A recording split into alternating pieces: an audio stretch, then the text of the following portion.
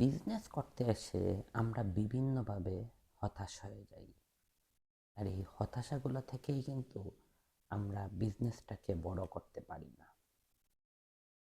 কিন্তু আজকে আমি বলবো, বিজনেস যদি করতে হয়, তিনটা জিনিসের সমন্বয়ে বিজনেসটা বড় হয়।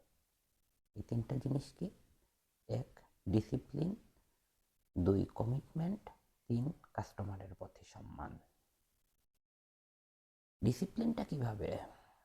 মনে করেন আজকে আপনার কাস্টমার 5 জন, কিন্তু যেদিন আপনার 500 জন হবে, আপনি যদি এই 5 জনকে সামাল দিতে না পারেন, তাহলে কিন্তু আপনি 500 জনকে কিভাবে সামাল দিবেন? তো শুরু থেকেই বিজনেসের ডিসিপ্লিনটাকে ঠিক রাখার চেষ্টা করুন।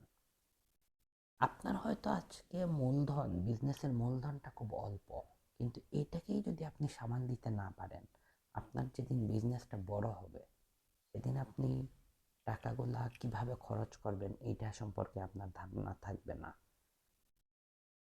তো বিজনেসের শুরু থেকেই আপনাকে ডিসিপ্লিনের প্রতি খুব সম্মান থাকতে হবে। আপনার ডিসিপ্লিনটা নিয়ে আপনি খুব সচেতন থাকতে হবে, যাতে শুরু থেকেই বিজনেসের ডিসিপ্লিনটা ঠিক থাকে।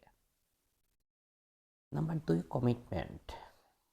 এই কমিটমেন্টটা আসলে প্রত্যেকটা জিনিসের সাথে। আপনি আজকে আপনার একজন কাস্টমার আসছে, সেই একজনের কাছে যেই কমিটমেন্টের মাধ্যমে প্রোডাক্টটা সেল করবেন, এই কমিটমেন্টটা যদি ঠিক থাকে, তাহলে কিন্তু এই কাস্টমার আবারও আপনার কাছে ফেরত আসবে। তো সবসময় চেষ্টা করবেন কমিটমেন্ট ঠিক রাখার জন্য। এটা আপনার বিজনেসকে খুব সহজে বড় করে দিবে। নাম্বার 3, কাস্টমারের প্রতি সম্মান। কাস্টমার 1 টাকার প্রোডাক্ট নিবে, কিন্তু সে আপনাকে 1000 টাকার প্রশ্ন করতে পারে। তো এই সময় আপনি কোনোভাবে রাগ করতে পারবেন না।